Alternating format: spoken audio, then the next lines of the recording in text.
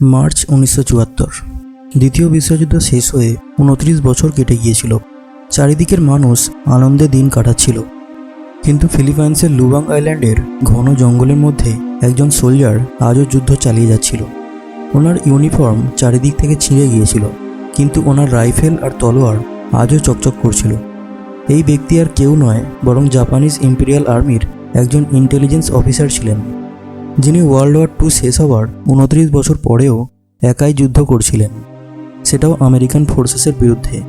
ভাবুন, যখন পুরো দুনিয়া যুদ্ধ শেষ হওয়ার জন্য উৎসবে মেতেছিল, নতুন বসতি তৈরি হচ্ছিল, মানুষ পুরানো যুদ্ধকে ভুলে গিয়েছিল, তখন এই ব্যক্তি একাই একটা এমন যুদ্ধ লড়ছিল যেটা শেষ হয়ে 29 বছর কেটে গেছে। এনার নাম ছিল হিরো ওনোডা, যার কাছে সময় 1944 সালে থেমে গিয়েছিল। ওনার মনে হচ্ছিল যে শত্রুপক্ষ এখনও ওনাকে ধরবার জন্য বসে আছে, আর যখনই উনি এই জঙ্গল থেকে বেরোবেন ওনাকে ধরে ফেলা হবে। কিন্তু এখানে প্রশ্নটা দাঁড়ায় যে কোনো মানুষ এতটা পাগল কি করে হতে পারে? 29 বছর পর্যন্ত একলা কোনো সাপ্লাই আর সাহায্য ছাড়া পুরো দুনিয়ার থেকে আলাদা হয়ে যাওয়া ব্যক্তি কি করে জীবিত ছিলেন? পুরো দুনিয়ার জন্য ওয়ার্ল্ড ওয়ার 2 1945-এই শেষ হয়ে গিয়েছিল, কিন্তু আসলে ওটা 1974 সালে গিয়ে শেষ হয়েছিল। কারণ টেকনিক্যালি যতক্ষণ না সর্বশেষ সৈনিক সারেন্ডার করছে ততক্ষণ যুদ্ধ চলতে থাকে। এটা কি শুধুমাত্র কোনো সৈনিকের ডিউটি ছিল, নাকি তার জেদ, যেটা ওনাকে ওয়ার্ল্ড ওয়ার 2 এর সবথেকে শেষ সৈনিক বানিয়েছিল? আজকের এই ভিডিওতে আপনি এই সমস্ত বিষয়গুলোর ব্যাপারে জানতে চলেছেন, তাই প্লিজ ভিডিওটিকে শেষ পর্যন্ত দেখুন। এবং আপনি যদি এখনও চ্যানেলটিকে সাবস্ক্রাইব না করে থাকেন তাহলে প্লিজ সাবস্ক্রাইব করে বেল আইকনটি প্রেস করুন, যাতে নতুন ভিডিও নোটিফিকেশান আপলোড হওয়া মাত্রই আপনার কাছে পৌঁছে যায়। তো চলুন শুরু করা যাক।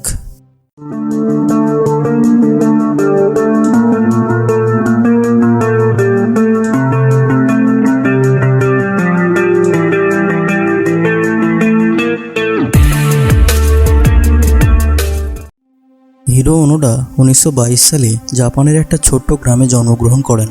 কিন্তু জাপান তখন তেমন জায়গা ছিল না যেমনটা এখন আমরা রোবট আর টেকনোলজির জন্য জানি। এটা একটা এমন জাপান ছিল যে পুরো দুনিয়াকে জয় করার স্বপ্ন দেখছিল। ওই সময় জাপানে কোনো বাচ্চার জন্ম হলে তাকে হাঁটতে নয়, বরং নিজের এম্পায়ারের জন্য মরতে শেখানো হতো। ওনোডার শৈশবও খেলাধুলার মধ্যে দিয়ে নয়, বরং কঠোর ডিসিপ্লিনের মধ্যে দিয়ে কেটেছিল। একটা এমন পরিবেশ যেখানে ডিকশনারিতে সারেন্ডারের মতো কোনো শব্দই নেই। ওখানে ছোটবেলা থেকেই শেখানো হতো যে যুদ্ধে হেরে গেলে সারেন্ডার করার থেকে ভালো হলো মৃত্যু। ওনোডাও এরকম পরিবেশে বড় হয়েছিল। ওনাদেরকে শৈশব থেকেই শেখানো হয়েছিল যে সততার অর্থ হলো কমান্ডারের সমস্ত হুকুমকে ঈশ্বরের হুকুমের মতো মানতে হবে। কিন্তু এটা কেমন হুকুম ছিল যেটা ওনোডাকে 29 বছর পর্যন্ত একা ওয়ার্ল্ড ওয়ার 2 লড়তে বাধ্য করেছিল? সাল 1944। ওয়ার্ল্ড ওয়ার 2 চলতে থাকে, আর জাপানের মোকাবিলা আমেরিকা আর ওদের অ্যালাইসদের সাথে ছিল। অবস্থা ভীষণই খারাপ হয়ে গিয়েছিল, আর জাপান খুব খারাপভাবে এই যুদ্ধে হারতে থাকে। কিন্তু জাপানিজ হাই কমান্ড একটা অন্তিম চাল চেলেছিল। ওনারা অ্যালাইড ফোর্সেসকে জব্দ করার জন্য এমনই গরিলা সোলজার্স বানানোর সিদ্ধান্ত নেয় যারা লুকিয়ে শত্রুপক্ষের ঘাঁটিতে ধ্বংসলীলা করতে পারে। হিরো ওনোডাও ওই স্পেশাল সৈনিকদের মধ্যে একজন ছিলেন, যাকে নাকানো মিলিটারি স্কুলে গরিলা ট্রেনিংয়ের জন্য পাঠানো হয়েছিল। এটা কোনো সাধারণ মিলিটারি স্কুল ছিল না। এখানে ওনোডাকে ইন্টেলিজেন্স, স্পাইং এবং শত্রুপক্ষের উপর লুকিয়ে হামলা করার ভরপুর ট্রেনিং দেওয়া হয়েছিল।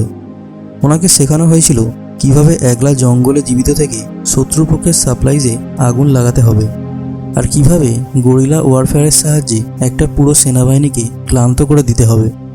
কিন্তু সবথেকে গুরুত্বপূর্ণ ছিল সেই বিশেষ আদেশ যেটা ওনাকে ওনার কমান্ডার দিয়েছিলেন। ট্রেনিং কমপ্লিট হওয়ার পর কমান্ডার ওনোডার চোখের দিকে তাকিয়ে বলেছিলেন যে তুমি কোনো পরিস্থিতিতেই সারেন্ডার করবে না। মনে রাখবে, তোমার সুইসাইড করারও অনুমতি নেই। সে 3 বছরই লাগুক কিংবা 5 বছর, আমরা আবার দেখা করব, কিন্তু ততক্ষণ তুমি শত্রুপক্ষকে শান্তিতে ঘুমাতে দেবে না। এই কথাগুলো ওনোডার ভিতরে একটা এমন আগুন ভরে দিয়েছিল যেটা পরবর্তী 29 বছর পরেও ঠান্ডা হয়নি। এই মিশনের জন্য ওনোডাকে ফিলিপাইন্সের লুবাং আইল্যান্ডে পাঠানো হয়। এটা একটা ছোট্ট আইল্যান্ড ছিল যেটা পুরোপুরি ঘন জঙ্গলে ভরেছিল। এইখান দিয়েই আমেরিকা আর ওদের সাথীদের সাপ্লাইজ যেত। হিরো ওনোডা এখন একজন ইন্টেলিজেন্স অফিসার হয়ে গিয়েছিল।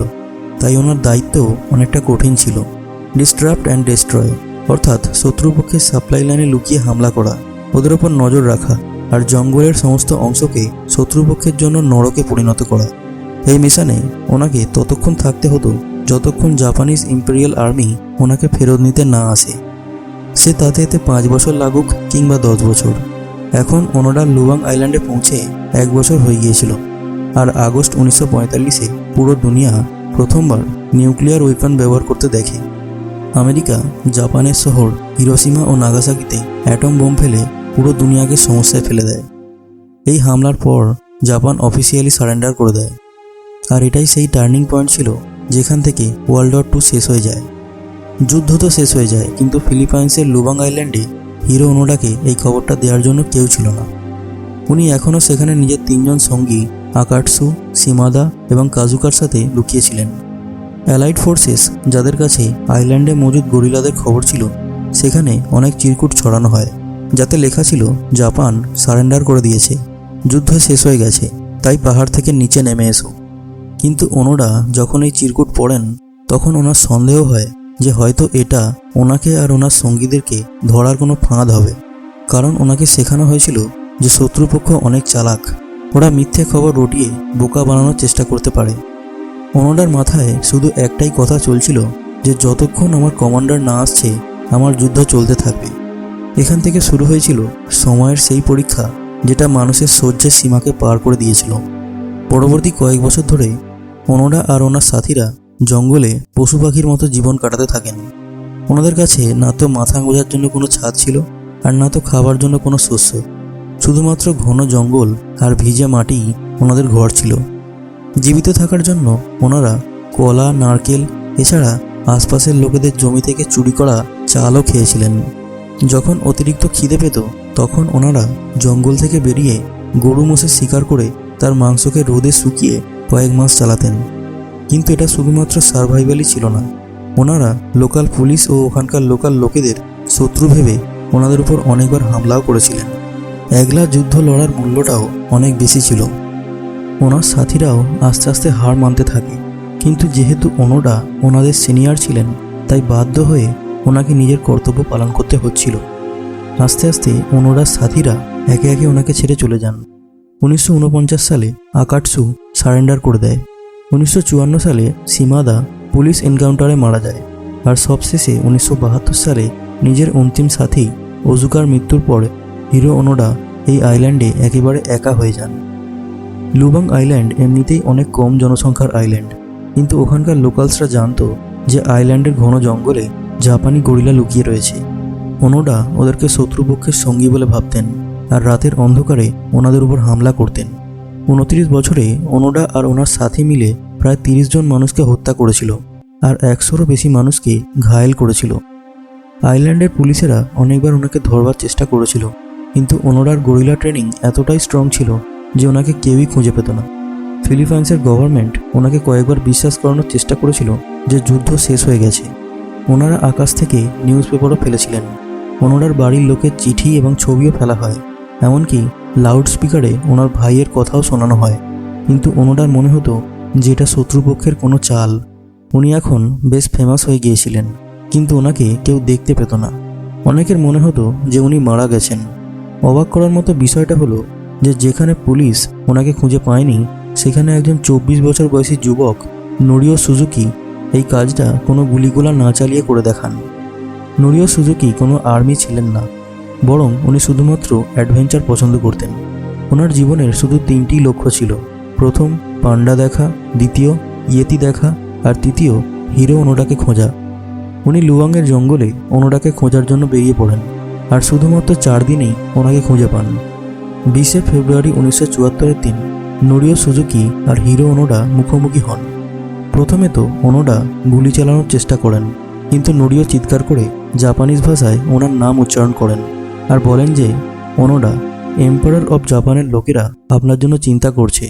উনি বলেন যে জাপান এখন একটা শক্তিশালী দেশে পরিণত হয়েছে, কিন্তু ওনোডার একটাই জেদ ছিল যে আমি শুধু তখনই বিশ্বাস করব যখন আমার কমান্ডিং অফিসার আমাকে এখানে এসে এই মিশন ক্লোজ করার অর্ডার দেবেন। নোরিও বুঝতে পারেন যে এই যুদ্ধ ওয়েপেন দিয়ে নয়, বরং শুধুমাত্র একটা অর্ডার দিয়ে শেষ হবে।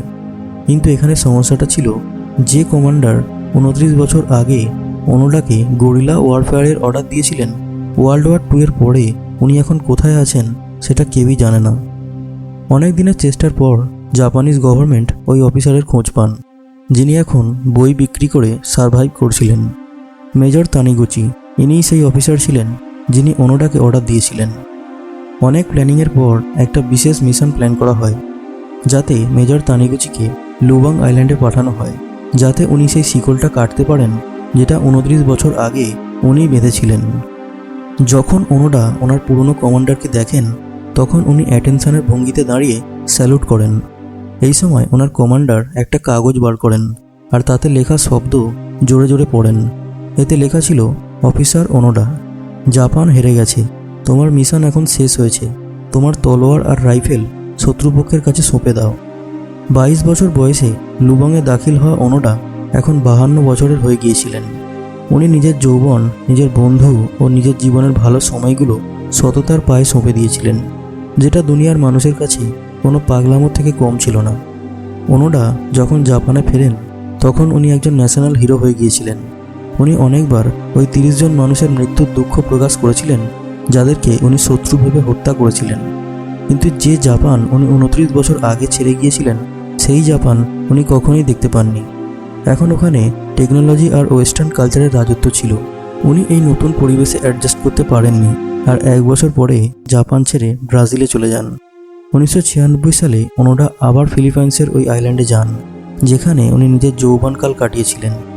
উনি ওখানকার লোকাল লোকেদের $10,000 ডোনেট করেছিলেন আর স্কলারশিপ ফান্ডও বানিয়েছিলেন, যাতে ওই লোকেদের দুঃখ কিছুটা কমাতে পারেন, যাদের বয়োজ্যেষ্ঠদের উনি ভুলবশত হত্যা করেছিলেন। নিজের জীবনের এই সফরের ব্যাপারে উনি অনেক ইন্টারভিউ দিয়েছিলেন আর নিজের বইতেও উল্লেখ করেছিলেন। কিন্তু ওনার এই কাহিনী তখন ফেমাস হয় যখন 16 জানুয়ারি 2014 দিন 91 বছর বয়সে হিরো ওনোডা হার্ট ফেলিয়ারের জন্য টোকিওতে মারা যান। ওয়ার্ল্ড ওয়ার 2তে জাপানকে অনেক খারাপ পরিস্থিতির সাথে মোকাবিলা করতে হয়েছিল, কিন্তু হিরো ওনোডা হয়তো একজন এমন সৈনিক ছিলেন যিনি এই যুদ্ধটা তো জিতে যান, কিন্তু উনি সময়ের যুদ্ধের কাছে হেরে যান। ভিডিওটি ভালো লাগলে ভিডিওটিকে লাইক এবং শেয়ার করবেন, এবং অবশ্যই কমেন্টে জানাবেন যে আপনার ভিডিওটি কেমন লেগেছে। এবং এই রকমই ইন্টারেস্টিং ভিডিও বারবার দেখার জন্য প্লিজ চ্যানেলটিকে সাবস্ক্রাইব করে বেল আইকনটি প্রেস করবেন। Thanks for watching.